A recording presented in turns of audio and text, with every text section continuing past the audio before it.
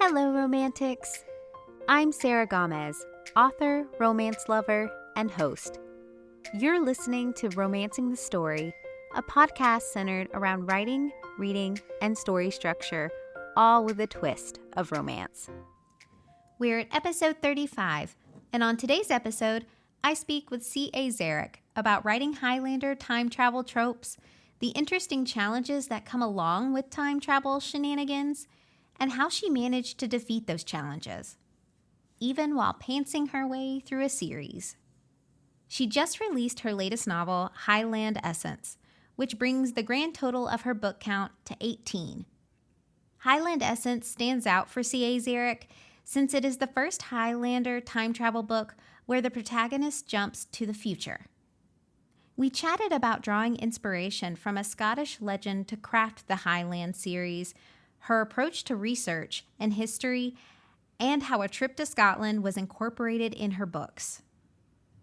With that said, let's jump right in. Welcome USA Today bestselling author C.A. Szarek. Yay! Thank you for having me. I'm so excited about this. Well, I'm excited to have you back again. You've released a whole nother book since we've talked. So in case listeners don't know, can you tell everyone a little bit about yourself and your writing? Sure. So I write different genres. So I have different groups of readers usually. Sometimes they don't cross over. But what I have going right now is I currently have 4 or 5 different series in different genres. So I have 2 romantic suspense series, 1 high fantasy, like Good Against Evil, Let's Save the World and Fall in Love, high fantasy series with magic and stuff. And then I have a Scottish Highlander time-travel series, but it also has some historical fantasy in it as well. There's some books that don't have any time travel. All of them are related to each other. I just can't seem to pick a lane. I just write whatever I feel and go about my business. Right. And your latest book, The Highlander Essence, falls into the genre of that Highlander time travel romance. Yes, ma'am. Yeah. And I actually have it right here. Ooh, look, if you have the video, then you will see the pretty cover, the gorgeous cover. It's about a woman named Lexi, right, who escapes her family only to time travel to the future Highlands. Mm-hmm. This differs from your other Highland time travel novels in that typically has the future heroine traveling to the past. What different challenges did you face writing this book in particular? Stuff I didn't see coming, like you don't think about it every single day. Like as a person who is modern days, grew up in the, born and grown up in the 20th and 21st centuries, you just know stuff. Like, maybe you're familiar with history, but you didn't live it, of course, but you're familiar with it. So I didn't see it coming really. It was really hard to bring somebody from 1694 to 2022 because I had to describe everything. Like, for instance, one that comes to mind is when she went into his kitchen, I had to describe a refrigerator, a microwave, a stove, like things like that. Because, in her time, they're cooking on a hearth. It was really hard. I didn't see that coming when I sat down to write the book. And I honestly don't think if I'll ever do a coming forward in time book again, because it was much more challenging than anticipated. If you think about it every day in your life, when you go about your business, you know what everything is, what a key is, what a shelf is, what a book is. She might know what those things are, but she, walking in someone's house and turning a light switch on, she has no idea what that is. It was very challenging in a way that I didn't see coming. When you send somebody back in time, they're much more easy to assimilate because they know what a lantern is. Things that are a little bit, we just know what that is. Even if an armoire, a standing closet, you know what it is, even if you don't have one in your house now. You know what a fireplace is, even if you don't have one in the house. It was, I didn't see it coming. I didn't expect that challenge when I sat down to write the book, because you have to describe things in terms that someone from 1694 knows. She doesn't know what a cell phone is, although that was fun. To describe a cell phone was fun. What did you use to describe a cell phone? Well, the first time she saw it, I just said a black rectangle. She didn't know it had a hard surface. But then after she's with us for a while in 2022, she calls it magic because it's every answer that you could possibly have. Like she learns what the internet is, and she's like, oh, magic. Like she learns that all the answers are in this little black box. And the first time that the hero has a call on speakerphone, she doesn't understand that the person is not inside the little box.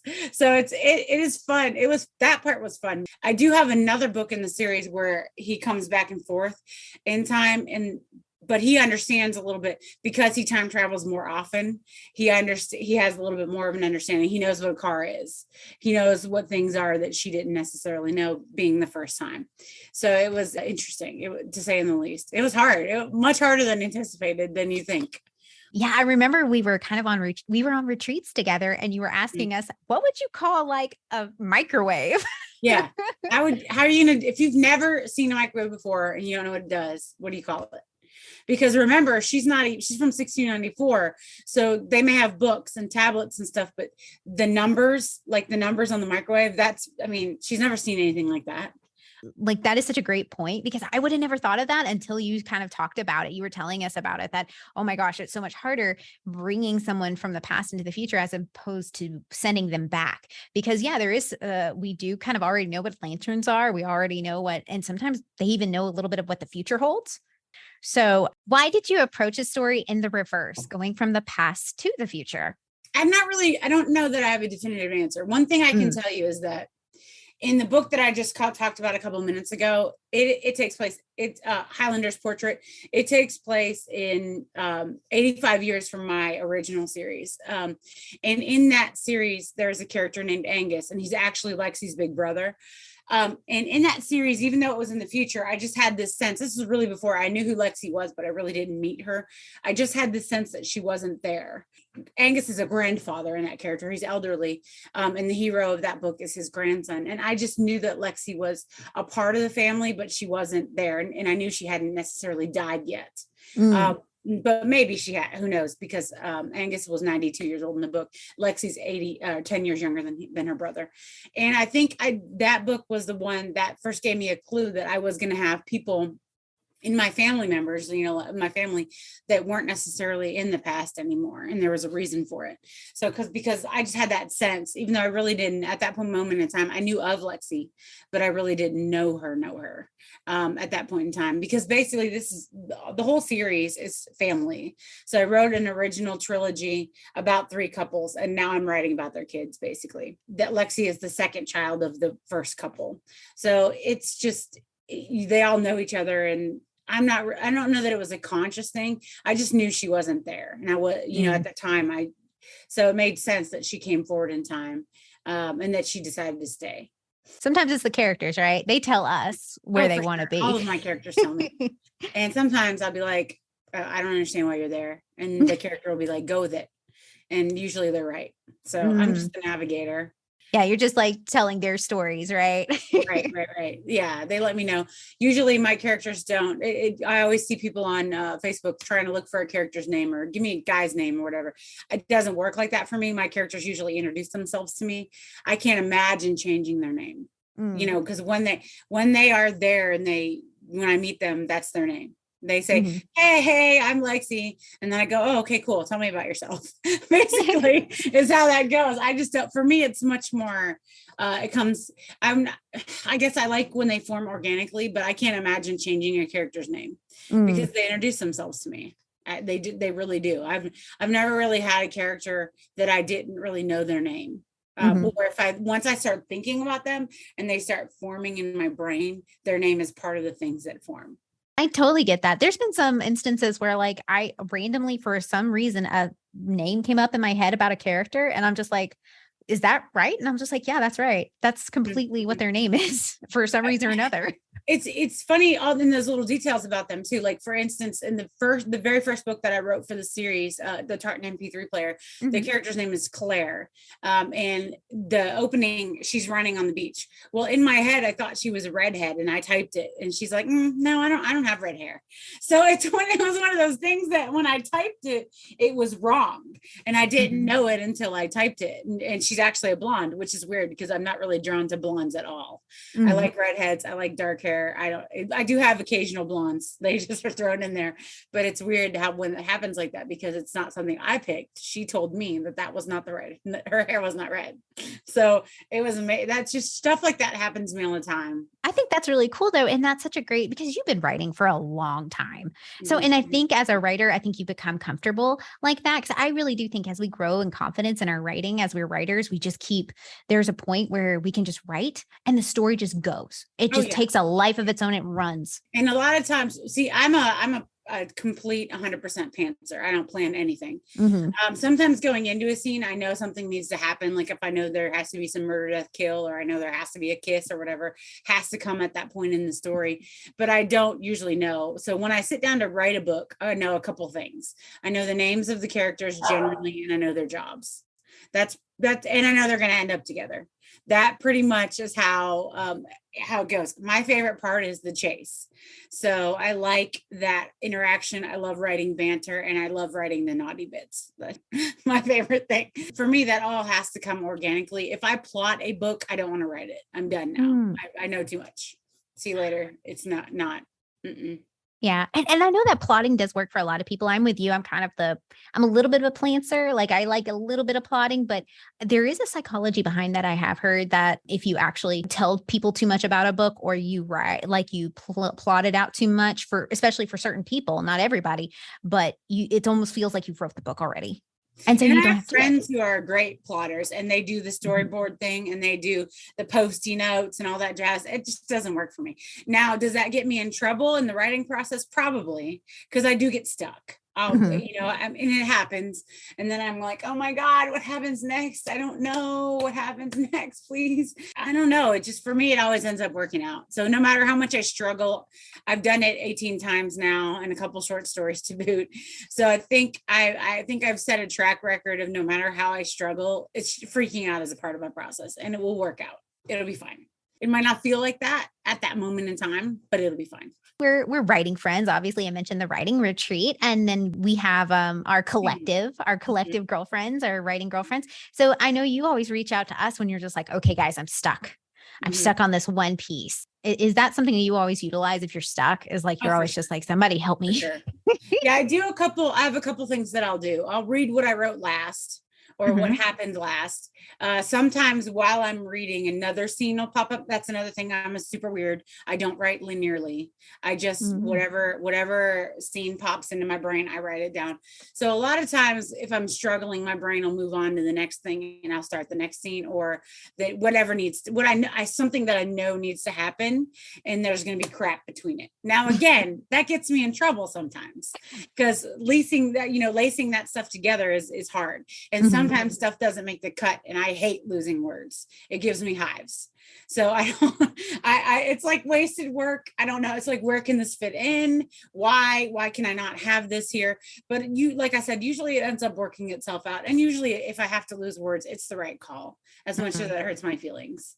So it is what it is. But yeah, so that's what I'll do is first I read what I wrote to try to move forward, and then I usually will send a scene to you guys. I'll email you guys, and I'll be like, hey guys, read this, what happens next? Or if you go to a friend that is particularly good at something, our mutual friend Susie is awesome at the external conflict stuff. So if I need to blow stuff up, I'll just go say, hey Susie, something needs to happen here. I have I'm very, very good at emotion and internal conflict. Sometimes I need that helping hand to add some external conflict or overall plot arc. Sometimes I'm not awesome at that. So, you learn, like you said, once you write, you learn stuff. A lot of stuff you learn subconsciously, and you just get better at it. But some stuff, if you need help with, just ask somebody who's good at it.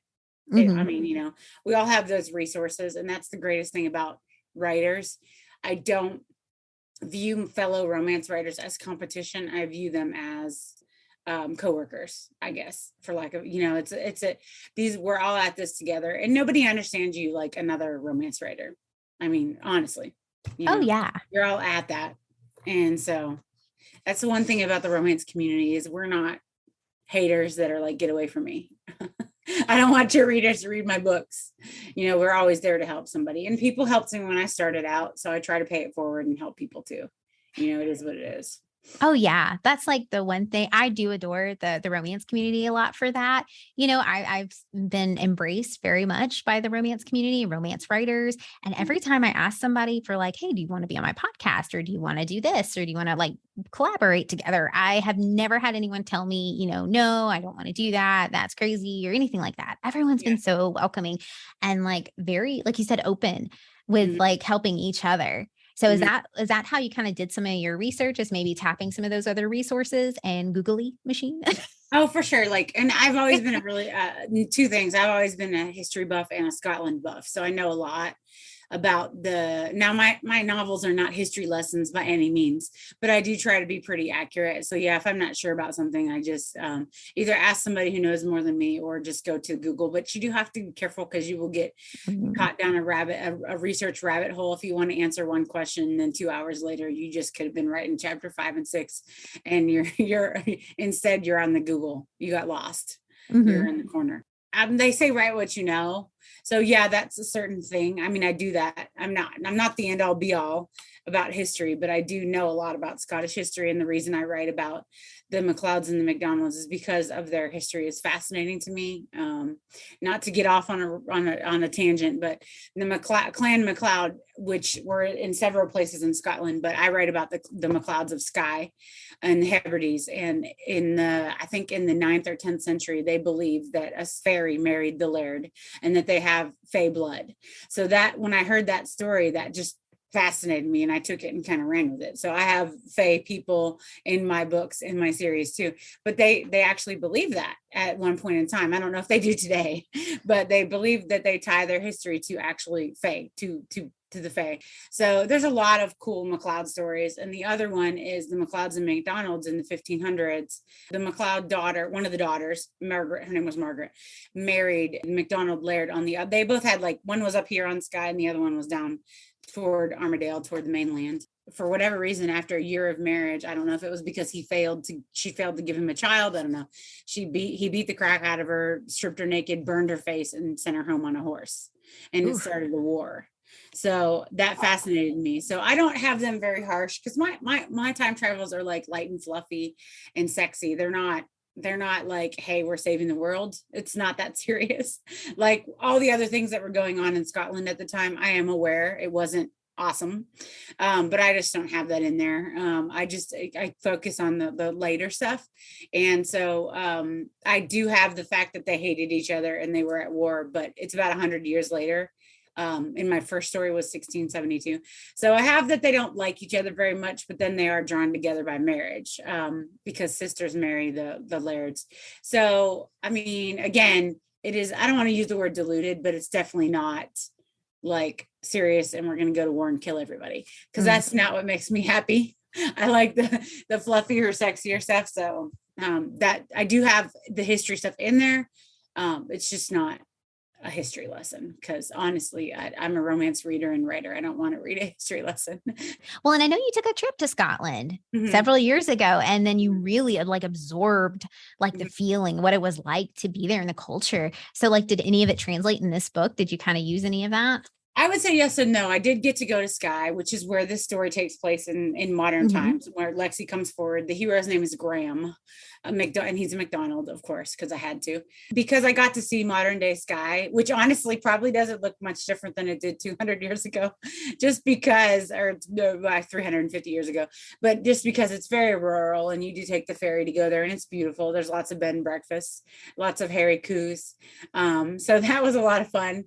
But I seeing it in modern day helped me because I did pinpoint some things that are real, like where Graham lives in Calgary, and Dunvegan is still there. The MacLeod stronghold is still there. So I did like look on the map and I could picture the roads in my head because I was there. I got to ride on those roads and stuff.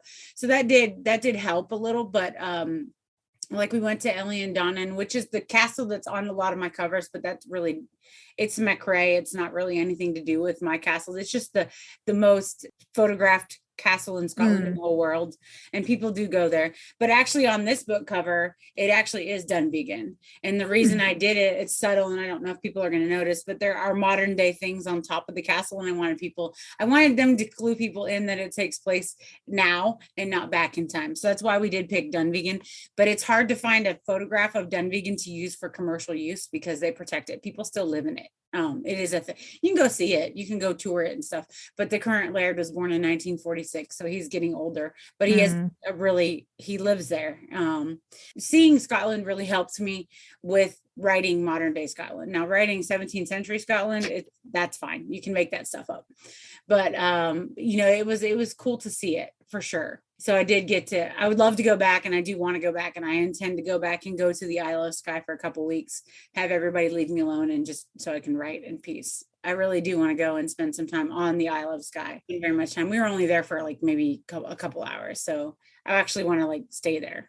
So because we have Scots obviously in the book, are there any kilts? In real life, so we're taking liberties again because it's fiction. In real life, they really didn't start wearing kilts until the 1700s. So since I'm so close to the 1700s, because my books are late 16s, I'm cheating. Okay, I cheated in my other books too, but whatever, because people want books and people want pretty boys in kilts. It is what it is. So I do have, like I said, the hero in this one is American, but in the very end of the book, there is a very humorous scene with both. I bring everybody back on stage: Hugh MacDonald, Alex, and Duncan MacLeod. And there's a very touching / humorous scene. And Graham does wear a kilt for his wedding. So, spoiler alert, they get married at the end. So it does come on page. It's just not like when they take place in the 17th century, they wear kilts throughout, or what they call in Scotland, they don't really call it a kilt, they call it a plaid. So whenever you see that in a book, it's a plaid. And traditionally they did lay down to put it on. It's pretty interesting. You can YouTube it on how did you wear a kilt. If you do watch Outlander, there is a scene in, I think, the 4th or 5th season where you do see Jamie get dressed. They actually really did lay down. But go ahead and go YouTube it, and you can actually watch somebody put on a kilt. I'm sure you can find a video. But so I do have kilts on page, just not throughout the whole book, unfortunately. Hey, we get some kilt action. That's the important thing. Right. And it's funny. It's funny. Yeah, so, exactly. At least I try. It's funny in my head. Don't tell me if it's not funny. Okay. And you referenced earlier that the whole, at least the legend, right, that the laird had married a fae. So, and you use that as the basis of, like you said, like kind of carried out throughout your Highland romances. So like how much of a magic element is kind of ingrained into it? Because I know you make reference to the fae realm in the book. Well, Lexi is half fae and half human. Her mother is a fae princess, and that's the prequel to the series. So she does have magic. She can blink, which means travel basically telekinetically, picture one place and go. But since it does take place in modern days, there's not tons and tons of magic in it. There's some magic references. There is some time travel back and forth. And they use the vehicle to get to different times is called the Fairy Stones. And it's in a cave on the beaches of Skye, not too far from Dunvegan, which is where the MacLeods live. And they keep it protected. But her mother is basically made of magic. So Lexi's is a little muted just because she is half human. But she does know magic. She can do magic tricks. She can do, tricks is spells. I don't want to use the word trick, but yeah, so there is magic like woven throughout the whole series, just because, like I said, several of my characters are with fae characters. Alana is Alexi's mom, and then Alana's cousin Xander was a fae warrior. He's married to Lexi's aunt, blood aunt, her father's sister. So a lot of my characters have magic because of that. Now I do make references throughout the series that it is a little bit harder. They have to work for it in the human realm. It flows much more naturally in the fae realm. And then because we are in the 21st century in this book, not that many people believe in it anymore. So they have to fight for it even harder. So there's definitely that woven belief system that makes magic stronger. It is there, but you have to work for it. So, but yeah, the fae is still definitely there. It's because I said, like I said, Lexi is half fae. I love that you took an existing legend too and kind of put your own spin on it to integrate it more into your books. Because sometimes and there's nothing wrong with it. Sometimes there is the magic elements kind of left out, or it's kind of questionable what that magic came from to transport, and I'm glad you expanded upon it because it does make it a little more, gives them more depth in the world, right? Especially since you said a lot of them are interconnected. And it just fascinates me that someone can feel like their family was part fairy. I don't know. It's just like, it just totally fascinates me. There's also a legend about the fairy flag and how there's wishes in it. And that's a McLeod thing. They actually still have the fairy flag. You can see it. So that is in one of my books, but, and then there's a magic horn, Rory McLeod, which the laird in the 1500s, one of the lairds in the 1500s, he had a magic horn. So you just have to, it's really cool that they actually have these heirlooms and you can see them. I don't want to feel it's true because it's supposed to be a fairy. It's from the Fey realm or whatever, but the fairy flag in real life, they have done some testing on it and it is silk and it's probably from Turkey or ancient Turkey, but that just hurts my feelings and I don't like hearing that. So it's magic and it has one wish remaining in it. So there was 3 wishes. It's pretty fascinating that they still have it. You can actually see it. It's on display with Rory's horn. It's just really fascinating that people felt like that, like they really thought they were part fairy. So I just took it and ran with it. I'm not the only one. There's probably other books out there that do it too, but I just love the concept that you kind of took it and ran with it. You mentioned that all of your books, you don't plot, but a lot of your books, if not all of them, are interconnected, right? Interwoven in some regard, especially all the Highlander time-travels. So like, do you go in thinking, okay, I'm going to interconnect this somehow? Or does it, like you said, happen organically? Like how do you organically? So let's leave that up to luck. Yeah, I don't really have like an overall arching thing. Like I know the next book is about Liam, who is Xander's son, if anyone read the series. And he goes to the Fey realm. So that book actually takes place in the Fey realm. And I did start it. I do have it started. So, but I don't have any like massive plans. It just happens. I take all of the books, they're all family and they all know each other, but they're all standalone within the series. So technically, if you just wanted to read Lexi's book first, you could. I don't recommend that because there's too many spoilers. I say start at the beginning, but I'm also a person who reads books in order in series. So that's just me. But all of the books are within the series, they are standalone. So you could walk in at any time. So I guess maybe that's why I don't consciously think about overarching things that happen. I do sometimes I have to go back and look up elements, see how I describe things, because you want it to be consistent. But, it's like, they all know each other. So they're all family, they're all blood. So if you walked in the end, you'd have some major spoilers about who's married to who and how many kids they have, et cetera, et cetera. But if that doesn't bother some people, they just read the one that looks the most interesting to them. Well, and you bring up a really interesting point. Do you ever go revisit, especially if it's been a while since you've written some of these books, do you ever go back and revisit some of your other books, like you were saying? Like, because I know this one in particular took a little bit to write. Yeah, life happened. I changed jobs. So when you change full-time jobs, that's very demanding, but yes, I do. I have to go back. As a matter of fact, before I really got into the meat of Lexi's book, I think I had maybe 10 or 15,000 words, maybe less than that. I went ahead and reread her brother's book, which is the one right before it, Highlander Oath, because I needed to refamiliarize myself with the world, plus see what I had, what was going on there. And again, how you describe things, because I don't want to go come in left field with a description and somebody who reads the whole series will yell at me, because they'll send you emails and they'll be like, you said this. And then, so I try to avoid that. So, but yeah, no, the whole series, I'm familiar with who the couples are, what was the main drive in their book and stuff like that. But yeah, I do have to look them over again. I can't store it all up in my brain, especially if it's been a while. But then you have authors who have Bibles or have somebody make them a Bible to read the whole book and then do basically write everything down. So that's an idea. I do have a Bible for my high fantasy series. I don't for this series. Maybe I'll get on that. And that way I won't have to I can go to one document instead of rereading the books. Although I'm a little bit of a narcissist and I like to read my books because I think they're really good. And so I'll go back and read scenes that I like the best and, go from there. not semi-recently, I changed the cover on the prequel to the series, which is Lexi's parents' story, Alana and Alex. I actually reread most of the whole book, read most of it, just because it's probably, don't tell the others, it's probably my favorite in the series. Don't tell the others. But you know, it sets up a lot of things because it is a prequel.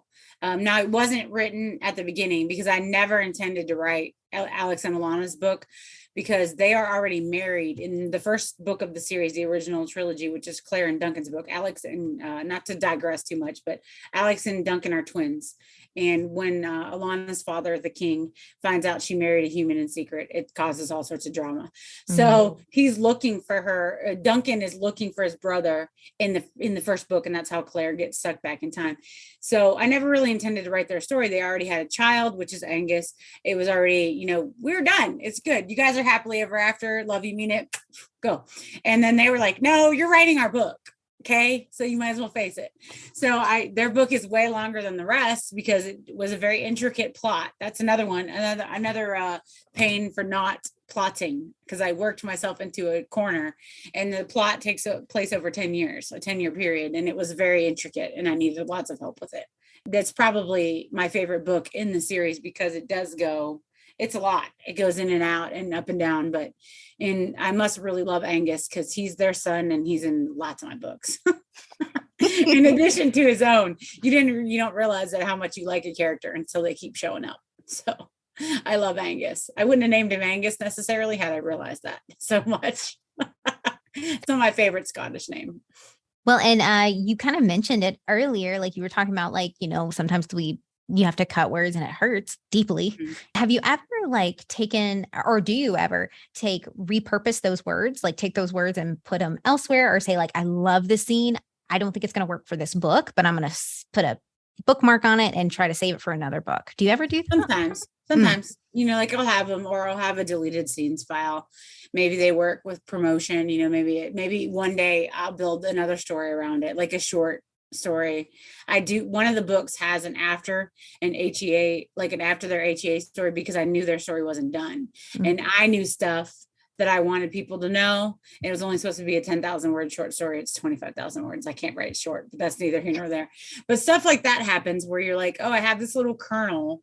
I know this, you know, like I know this about them and I want to share this. So yeah. Like an offshoot, an after, I call them HEA stories, like happily ever after, slice of life kind of stories. So yeah, sometimes I end up with those. And this story in particular is a dual POV, right? Yes. Yeah. Most of my books are. And then in my romantic suspense, I usually have the bad guy too, because remember, the antagonist thinks that they are the star.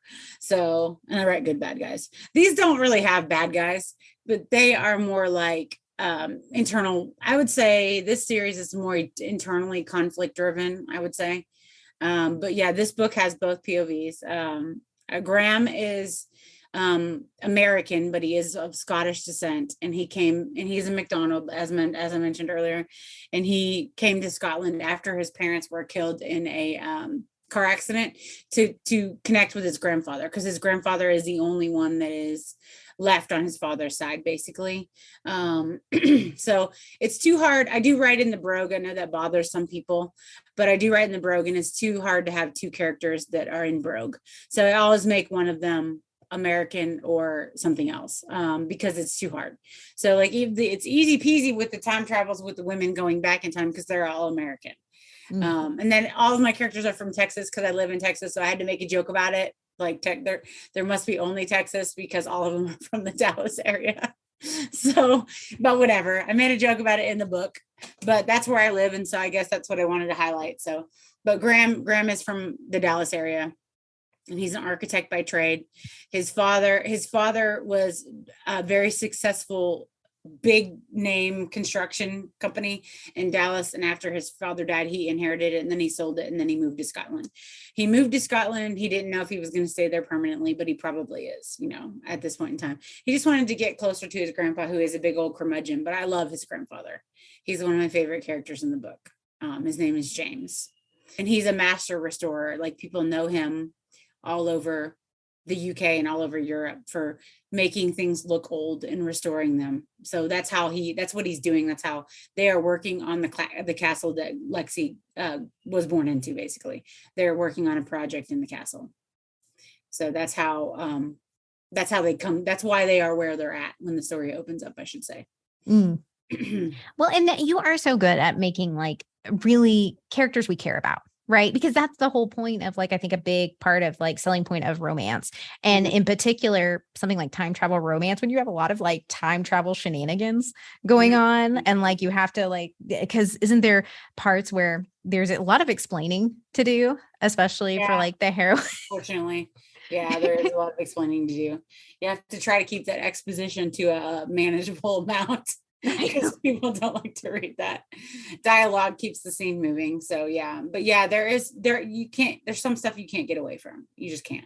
Right. Exactly. And like, that is such a big part, I think, of the time travel trope is it is a fish out of water story. So you have to do some amount of explaining, and it's learning to integrate that a little more succinct to where it flows with the story. Like you said, either through dialogue or through showing. Like I remember you were telling us a lot about these scenes, and I read several of the scenes, and you did a lot of great showing. Pat myself on the back here. One thing that helps me when I'm trying to describe something is imagine the terror that you would feel if you have never ridden in a vehicle and someone puts you in a vehicle. Because that's how Lexi and Grim meet on the beach, and then he puts her in his grandpa's truck. Just imagine that. You want to curl up in a ball. I remember when I was writing that scene, I was trying to get in with her in her head and what she would think, what she would feel, what she would smell, what it would look like. She's never seen a seatbelt. She's never seen a canvas seat, that kind of thing. So you have to think about that. So that helps when you're trying to show things. Like, imagine stepping into a kitchen for the first time and you've never seen a gas stove, but you've seen an electric stove. You just things like new gadgets. Do you remember, you're young, but do you remember the first time you saw a cell phone? What you knew what that was, things like that. And it's hard to, if you're an adult person, it's hard to imagine, like try to describe some of that stuff. Like there's things I wouldn't know what are if I walked into a machine shop. I'm not familiar with that. There's a point where you can try to keep things vague and keep the story moving, but you do have to, you can't get away from describing everything. You just can't. It's unfortunate, but like I said, it was much more of a challenge than I thought it was going to be, because I know what a car looks like and what a shifter looks like and what a car key looks like and all that. I know what a seatbelt is, and how I remember one scene in particular that I described. Lexi liked the feel of the seatbelt and the noise that it made when she scraped her nail across it. And so that was like it was a fat ribbon is how she described it, because she knows what a ribbon is. A fat, thick ribbon. So, you have to think about what she would know what things are and how you make it real. So it's not that black box, like they say, you want to you don't want to have your characters having dialogue in a white box where there's nothing to describe around them. So I like description. I probably do too much description. So my editor always trims it down, but some of it is necessary to move the story forward. Especially when you have a fish out of water story, like you said, where someone's coming forward and doesn't have any idea. That's what I always do, is use this comparison of like, what context do I have that would relate to what this might be? Like I think that's how a lot of times we kind of gauge things as humans. It's like, okay, well, I know what this thing is. How does that compare to this new thing? Yeah, for sure. One of my favorite scenes was underwear, having her put on some underwear because she'd never seen underwear before. Now that is kind of like I'm skating the line there and not really breaking my own rules, but my heroines are from the 21st century and go back. And I have one heroine in particular that made underwear with the materials given. But Lexi just didn't know what underwear were. So someone might yell at me for that and say, well, but you said that's okay, because I couldn't pass up the opportunity to have her put on a pair of underwear and describe it and not know what to do with it. So, well, right. Exactly. If you're not going to have possibly not another book like this, where they jump forward from the past to the future with no idea, right? You got this one chance to write the scene. Yeah. And bras, of course, she's never seen a bra before because they didn't do them, But yeah, no, it was a lot of fun getting her dressed in modern times. That was one of my favorite scenes. That was a lot of fun. And I like that you referenced that, because we had talked about breaking your own rules as an author. Like sometimes we set out rules in our own worlds of like, this is the way the magic works, or this is the way the world works, the characters are, things like that. But we can break those as long as we have a reason to, and a good reason to. Yeah, people still get really mad though. And as a reader, I don't like when authors break their rules that they set up previously. But a lot of it has to do with like, I didn't know that at that point in time. And, as you grow, especially if you're writing series, when you sit down to write book 1, there's crap that's going to happen in book 5 that you didn't know. It just is what it is, even if you plot. So you do have to be careful when you break those rules. And that's a little one. I'm not going to sweat, if someone yells at me or sends me an email about it, that's a little one, especially because it's funny. So that usually will fix it. But, that's one thing that you don't want to do as an author, is you don't want to break rules. And I did kind of another one that it's pertinent to this story is her mom can do magic. And I have a scene where she needs to heal. And I had made a reference in the previous book that she wasn't much of a healer. So I am changing that, but I kind of tried to bulk it up by making clues and stuff that over time she's grown in her magic, because I needed it to happen in this book. So, it is what it is. When you, like I said, when you sit down and write stuff, sometimes there are answers you don't know. But I don't like when authors break rules. So I really, really try not to. Like you said, you have to have a good reason for it, a good explanation, and go from there. So that's you can beef it up, but you have to explain it. Don't just break a rule and move about your business without an explanation, because you'll tick people off who read your series. And that's definitely not my aim, to tick people off. Oh, yeah. Yeah, I don't think it's ever any author's aim to, well, I hope not, at least. It might be. I don't know. I don't live your life, so you do you. Yeah, right? But you make a great point, because I've talked to several authors who tell me like, I didn't know starting this book, it was going to end up being like a trilogy or a 5-book series or anything like that. And sometimes when we start out on the writing journey and we're writing a book that we have been wanting to write for a very, very long time, sometimes it spirals and just becomes like, okay, well, there's a novella now. Well, there's a sequel. Well, now there's a third one. And so it just continues to build upon itself. And sometimes those rules do get a bit broken, but it is good to be conscientious of that going into it. Yeah. And I write series, and I know that I write series. And so even if I don't know that whose book is next, I know there's going to be a next book. And sometimes you just don't know. I have a bad habit of falling in love with my secondary characters. They'll come to the forefront, or like somebody that's there for comic relief, or, a best friend, or a sibling. I know they're going to have a book. I just don't know which one's next. It is what it is. Now, the next book in this series, Liam, he and Lexi they're partners in crime. So they always get in trouble together. So he's next. He's definitely next. Like I said, I started it already. So the one after that, I'm not really sure. From the original trilogy, Claire has 3 boys. Claire and Duncan have 3 boys. I don't know that I'm going to write 3 books, but Lachlan, the oldest one, is definitely going to get a book. And then my Hugh, and if anybody who reads my series, Hugh and Jules have 1 daughter, and I like her very much. Her name's Brenna, and I think she'll get a book too. So I don't know how many books I'm going to go. I don't know. Like, I wrote a prequel in a trilogy, and now I'm already on book 2. So I know this one's going to be more than a trilogy. I can't help myself. So it's just like, when they present themselves, I build the story around them. So we'll see how that goes. It'll be fun. There'll be a lot of comic relief. And then I kind of tend to all bring the family members back together, so they get at least one scene on page, because that's fun. Everybody likes to see everybody else if you read a series. Well, yeah, as long as the characters keep talking to you, right? You'll keep writing. Oh, for sure. Yeah, I love Hugh and Jules. I love them very, very much. So that's why they ended up with a 25,000 word add-on story. They're book 3 of the original trilogy. Well, and we've talked so much about all these amazing books that you have written.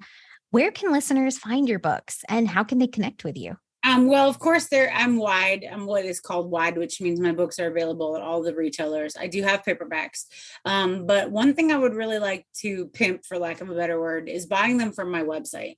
So I have an ebook web store. I have an ebook store on my website, and I have a paper book store on my website. Now, if you like paperbacks, the place to buy them is my website, because I don't sell them for retail. I sell them for less than retail, because the reason they are, quote, so expensive on retail is because it's something that the printers just make you do. So I give people a little bit of a break. They're a couple bucks cheaper if you buy it from me, directly from me, instead of Amazon. So, and also ebooks too. I have all my books in ebook format. You download it and put it on your Kindle or whatever reader. It is an EPUB. If you need a Mobi, you can email me and I'll send you one. Because unfortunately, the method I sell it won't let me have more than one digital file. But now even Kindle is EPUB too.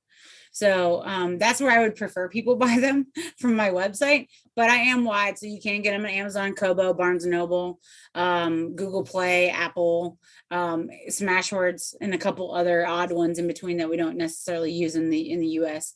And also new for me, I have my books on Radish in serialized form. So I know that mostly Radish is not necessarily an American audience, but just throwing that out there.